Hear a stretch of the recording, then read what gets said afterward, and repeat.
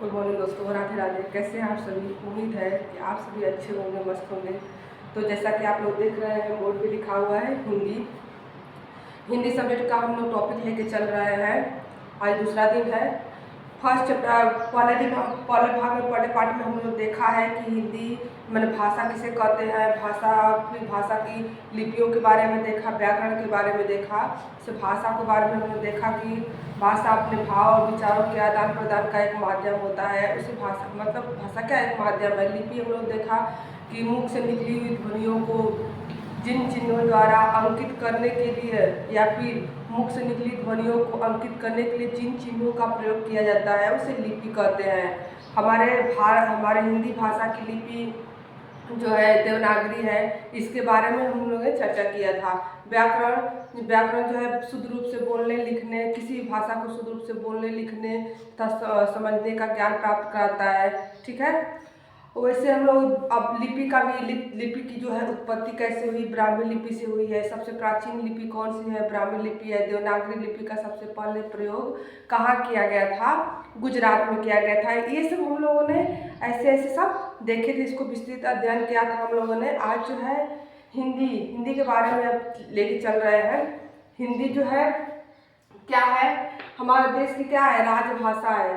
हिंदी हमारे देश की राजभाषा है। और इसे कब स्वीकार किया गया था? संविधान, भारतीय संविधान द्वारा 14 सितंबर 1949 में, 14 सितंबर 1949 में भारतीय संविधान द्वारा हिंदी को राजभाषा का दर्जा दिया गया है।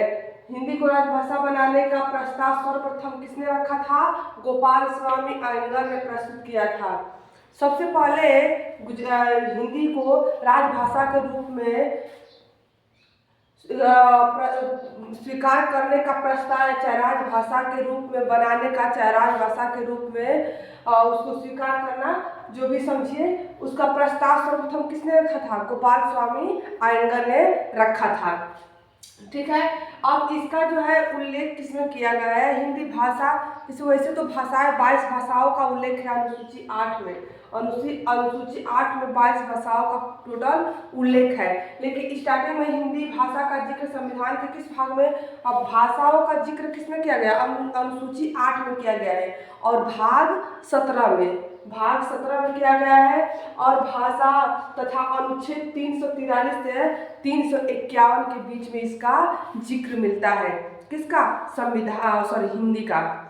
हिंदी भाषा का जिक्र संविधान के भाग 17 अनुसूची 8 में तथा अनुच्छेद 343 से 351 में किया गया है।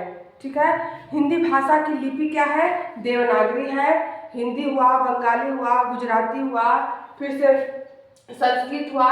इसकी लिपि क्या है? देवनागरी लिपि में इसको राइट किया जाता है। अब आइए समझते हैं कि हिंदी भाषा की उत्पत्ति कैसे हुई। ठीक है। तो हिंदी भाषा की उत्पत्ति कैसे हुई, इसका स्क्रीनशॉट लेना चाहेंगे तो ले लीजिए।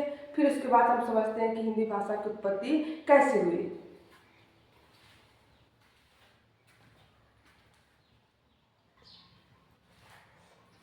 तो देखिए हिंदी की उत्पत्ति कैसे हुई है उसके बारे में देखते हैं। वैदिक काल में प्रयोग की जाने वाली भाषा कौन सी थी? संस्कृत थी। जो वैदिक काल में जो भाषा प्रयोग की जा रही थी वो संस्कृत थी। ठीक है। संस्कृत को क्या कहते हैं? सबसे प्राचीन भाषा कहा जाता है। सबसे प्राचीन भाषा, अगर क्वेश्चन पूछ जाए सबसे प्राचीन भाषा क्या है तो संस्कृत है। संस्कृत ही वो भाषा है जिससे हिंदी भाषा की उत्पत्ति मानी जाती है या उत्पत्ति हुई है। तो आइए इसकी उत्पत्ति डिटेल में देखते हैं। देखिए सबसे पहले संस्कृत है जो वैदिक काल में यूज की जाती थी, वैदिक काल में प्रयोग की जाने वाली भाषा है। ठीक है। वैदिक काल में फिर उससे किसकी उत्पत्ति हुई? संस्कृत के बाद फिर पाली आता है। पाली जो कि बौद्ध धर्म से संबंधित है। बौद्ध धर्म के लोग पाली भाषा का यूज करते थे। फिर पाली से आता है प्राकृतिक भाषा। प्राकृतिक भाषा जो है जैन के द्वारा बोला जाता था। प्राकृत से आता है अपभ्रंश, अपभ्रंश से अवहट, अवहट से फिर हिंदी। कई जगह देखा जाता है अपभ्रंश से सीधा हिंदी लिख दिया जाता है। ठीक है। तो आप उसको कुछ परेशानी दिक्कत की कोई बात नहीं है। अभ्रंश से सीधा हिंदी भी लिख सकते हैं। अवहट का कहीं जिक्र रहता है, कहीं नहीं रहता है। फिर से इसको देखिए, वैदिक काल में प्रयोग की जाने वाली भाषा कौन है? संस्कृत है। संस्कृत को ही जननी, हिंदी की जननी माना जाता है। हिंदी भाषा की जननी किसे माना जाता है?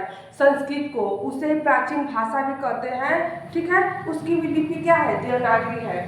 और उसकी उत्पत्ति किससे हुई है? हिंदी की उत्पत्ति संस्कृत से हुई है। और संस्कृत किससे, देखिए संस्कृत जो है भाषा, हिंदी भाषा की उत्पत्ति किससे हुई? संस्कृत से हुई है। संस्कृत से आता है पाली, पाली से आता है प्राकृत, प्राकृत से आता है अभ्रंश, अभ्रंश से आता है अवहट, अवहट से आता है क्या? हिंदी। जैसे हम लोगों ने उसके बारे में देखा था ना, लिपि के बारे में। लिपि का भी हम लोग उत्पत्ति किसको मानते हैं? सबसे प्राचीन लिपि किसको मानते हैं? ब्राह्मी लिपि को, ठीक है ना। तो इसी प्रकार हमारी सबसे प्राचीन भाषा कौन सी है? संस्कृत है। तो संस्कृत से उत्पत्ति हिंदी की हुई है, ठीक है ना। तो चलिए आज के लिए सिर्फ इतना ही। फिर कल मिलेंगे नए टॉपिक के साथ। कल जो है हमारा टॉपिक रहेगा वर्ड, वर्ड के बारे में हम लोग चर्चा करेंगे डिटेल से, ठीक है। आज के लिए बस इतना ही। नमस्कार, राधे राधे, खुश रहिए।